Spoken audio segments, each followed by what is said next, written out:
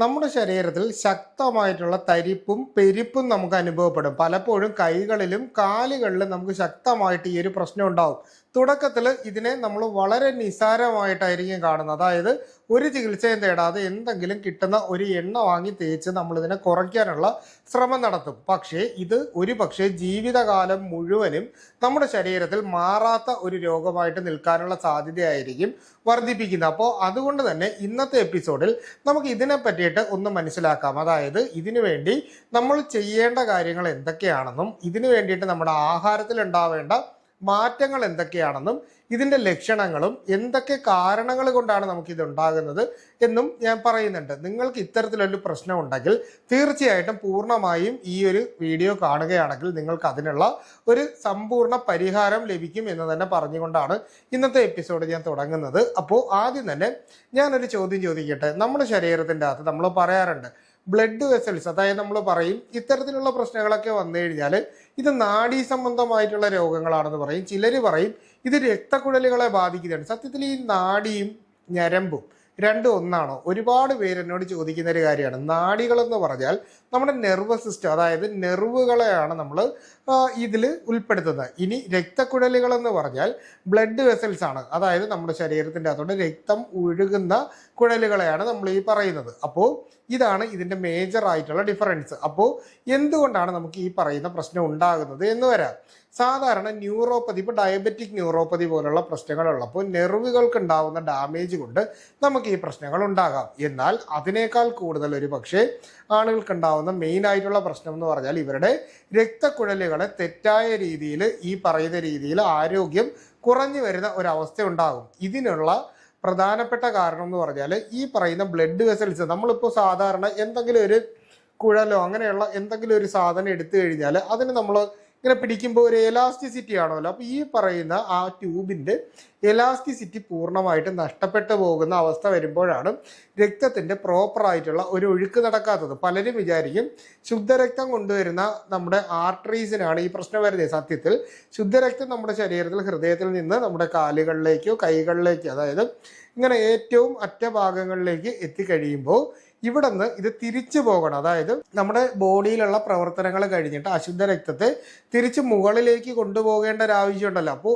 ഈ ഒരു സ്ഥലത്ത് വരുമ്പോൾ ഇവിടെ മൈന്യൂട്ട് ക്യാപ്പിലറീസ് ഉണ്ട്. അവിടെ നിന്ന് വെന്യൂൾസ് ആയിട്ട് ഇത് വെയിനിലൂടെയാണ് മുകളിലേക്ക് പോകുന്നത്. അപ്പോൾ വെയിനിലുണ്ടാവുന്ന അബ്നോർമൽ ആയിട്ടുള്ള പ്രശ്നങ്ങളാണ് ഇതിൻ്റെ അകത്ത് മെയിൻ ആയിട്ടുള്ള കാരണം.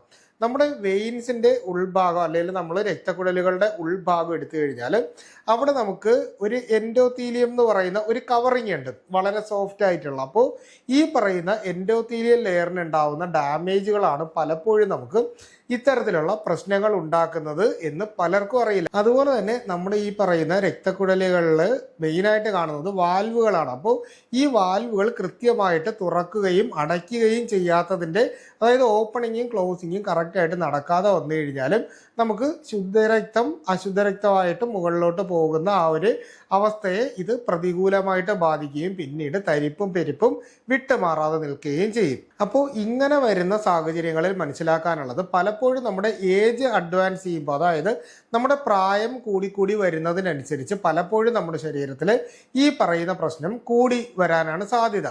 അതുകൊണ്ടാണ് തുടക്കത്തിൽ ഇത് കണ്ടാൽ അപ്പം തന്നെ നമ്മൾ അതിന് വേണ്ടിയിട്ടുള്ള ട്രീറ്റ്മെൻറ്റുകളിലേക്കോ അല്ലെങ്കിൽ ഇതിന് വേണ്ട പ്രതിരോധമായിട്ട് നമ്മൾ സ്വീകരിക്കേണ്ട മാർഗങ്ങളിലേക്കോ പോകണം എന്ന് ഞാൻ ആദ്യം തന്നെ പറഞ്ഞത്. അപ്പോൾ പ്രായം കൂടുന്നതിനനുസരിച്ച് നമുക്ക് ഈ പ്രശ്നം ഉണ്ടാവാം. വാൽവുകൾക്കും ഈ പറയുന്ന രക്തക്കുഴലുകൾക്കും ഉണ്ടാവുന്ന ഡാമേജും ഒരു പരിധി വരെ കാരണമാകാറുണ്ട്. അപ്പോൾ ഇങ്ങനെയുള്ള ആളുകളുടെ ശരീരത്തിൽ തുടക്കത്തിൽ കാണുന്ന ലക്ഷണം എന്ന് പറഞ്ഞാൽ ഇവരുടെ സ്കിന്നിലേക്ക് നമ്മൾ നോക്കിക്കഴിഞ്ഞാൽ ഈ വെയിൻസ് കുറച്ചുകൂടി തടിച്ച് ഉയർന്ന് പൊങ്ങി നിൽക്കുന്നത് പോലെയും സ്പൈഡർ വെയിൻസ് പോലെ ഇങ്ങനെ ചെറിയ ചെറിയ നീലിച്ച ഞരമ്പുകൾ പൊങ്ങി നിൽക്കുന്ന പോലെയും കാലിലും കൈകളിലും ഒക്കെ ശക്തമായിട്ടുള്ള തരിപ്പും പെരുപ്പും മരവിപ്പും പോലെയും നമ്മൾ ചിലപ്പോൾ തറയിലൊക്കെ ചവിട്ടുന്ന സമയത്ത് നമുക്ക് ആ ഒരു സ്പർശനം അറിയാൻ പറ്റാത്തതുപോലെ, ചെരുപ്പ് കാലിൽ കിടന്നാൽ നമുക്ക് അറിയാൻ പറ്റാത്തതുപോലെ ഒക്കെയുള്ള ബുദ്ധിമുട്ടുകളായിട്ടായിരിക്കും ഒരു പക്ഷെ ആദ്യം വരുന്നത്. പിന്നീട് ഇത് ചുട്ടുനീറ്റലും കാലിൻ്റെ അടിഭാഗത്തായിട്ട് ശക്തമായിട്ടുള്ള വേദനയും പോലെ അനുഭവപ്പെടും. ബലൂണിൽ ചവിട്ടി നിൽക്കുന്നത് പോലെ തോന്നുന്നു എന്നൊക്കെ ചിലർ പറയാറുണ്ട്. അപ്പോൾ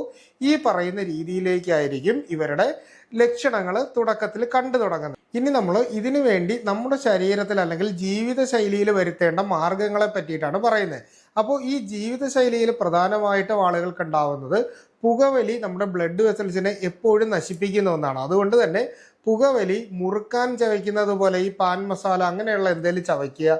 ഒപ്പം തന്നെ നമ്മൾ ഈ പറയുന്ന പോലെ മദ്യപാനം മുതലായിട്ടുള്ള ലഹരി വസ്തുക്കളുടെ അമിതമായിട്ടുള്ള ഉപയോഗം, ഉറക്കം കൃത്യമായിട്ട് ഇല്ലാത്തത്, അതായത് ഒരു ദിവസം നമ്മൾ 7 മണിക്കൂറെങ്കിലും ഉറങ്ങണം, എന്നാൽ പലരും കൃത്യമായിട്ട് ഉറങ്ങാറില്ല എന്നുള്ളതാണ് ഒരു പ്രധാനപ്പെട്ട കാരണം. മാനസിക സമ്മർദ്ദം അമിതമായിട്ട് കൂടുന്നത് കൊണ്ടും BP ഒട്ടും കൺട്രോളിലല്ലാതെ നിർത്തുകയും മരുന്നുകൾ കൃത്യമായിട്ട് കഴിക്കാതിരിക്കുകയും ചെയ്യുന്ന ആളുകൾ, പ്രമേഹ രോഗം നിയന്ത്രണത്തിൽ കൊണ്ടുവരാത്തവരും പ്രമേഹത്തിന് മരുന്ന് കഴിച്ചുകൊണ്ട് തന്നെ അമിതമായിട്ട് ആഹാരം കഴിക്കുന്ന ആളുകൾക്കും ഈ പറയുന്നത് പോലെയുള്ള ഈ ബ്ലഡ് വെസൽസിന് ഉണ്ടാവുന്ന ഡാമേജ് കൂടും. അതിനോടൊപ്പം തന്നെ ഈ എൻഡോത്തീലിയം ചീത്തയാകുന്നതിനോടൊപ്പം തന്നെ നമ്മുടെ കൊളസ്ട്രോൾ അല്ലെങ്കിൽ ഈ ചീത്ത കൊഴുപ്പ് വന്നിട്ട് ഈ പറയുന്ന ഡാമേജ്ഡ് എൻഡോത്തീലിയത്തിൻ്റെ ആ ഒരു ഭാഗത്ത് ഒട്ടിപ്പിടിക്കാനും പിന്നീട് ബ്ലോക്കുകൾ പോലുള്ള പ്രശ്നങ്ങൾ ഉണ്ടാകാനും ഒരു പരിധിവരെ ഇത് കാരണമാകാറുണ്ട്.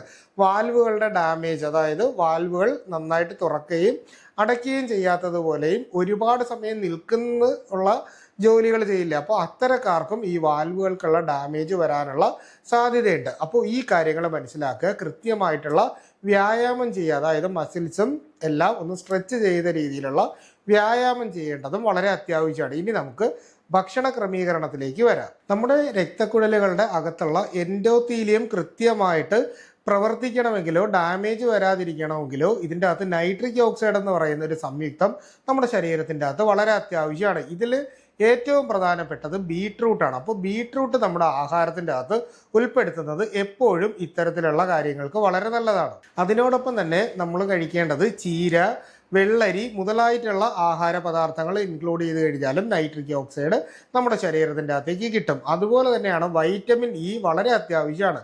നമ്മൾ അവക്കാഡോ പോലുള്ള പഴവർഗ്ഗങ്ങൾ കഴിക്കുന്നതും നട്ട്സ് കഴിക്കുന്നതും ആൻറ്റി ഓക്സിഡൻസ് കൂടുതലായിട്ടുള്ള നെല്ലിക്ക പോലുള്ള ആഹാരങ്ങൾ കഴിക്കുന്നതും അതിനോടൊപ്പം തന്നെ നമ്മൾ സീഡ് വർഗ്ഗങ്ങൾ ആയിട്ടുള്ള പ്രധാനമായിട്ട് നമ്മൾ പംകിൻ സീഡില്ലേ, മത്തൻ കുരു എന്ന് പറയുന്ന pumpkin seed, chia seed, flax seed മുതലായിട്ടുള്ള ആഹാരങ്ങൾ കഴിക്കുന്നതും വളരെ നല്ലതാണ്. ഇനി നമുക്ക് വൈറ്റമിൻ ഇ നന്നായിട്ട് കിട്ടുന്ന ഒലിവ് ഓയിൽ ചേർത്ത് പാകം ചെയ്തിട്ടുള്ള ആഹാരങ്ങൾ നമ്മൾ കഴിക്കുന്നത് ഈ സമയത്ത് വളരെ നല്ലതാണ്.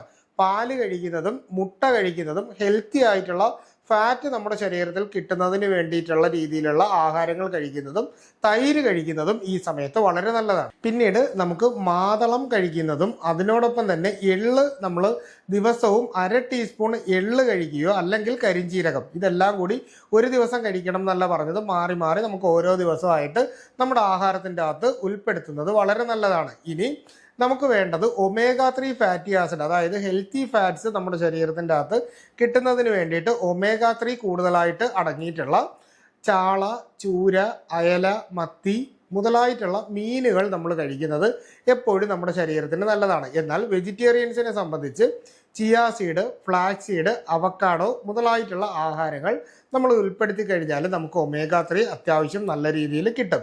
ഇനി നട്ട്സ് വിഭാഗങ്ങളിലാണെങ്കിൽ നമുക്ക് കാഷ്യൂനട്ട് കഴിക്കുന്നതും ബദാം കഴിക്കുന്നതും വാൾനട്ട് കഴിക്കുന്നതും ഇത്തരത്തിൽ നമ്മുടെ നെർവ്സിനെ കുറച്ചും കൂടി ഇമ്പ്രൂവ് ചെയ്യുന്നതാണ്.